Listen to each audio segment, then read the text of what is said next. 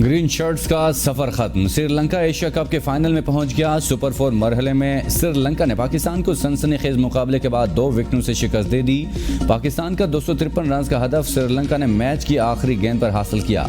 कौशल मेंडिस ने 91 रन की शानदार इनिंग्स खेली। चरित श्रीलंका ने 49 रन बनाए, जबकि इफ्तिखार अहमद ने 3 खिलाड़ियों को आउट किया। शाहीन शाह और शादाब खान ने 1 विकेट हासिल की। श्रीलंका और भारत 17 सितंबर को फाइनल में मद्दे मुकाबिल होंगे।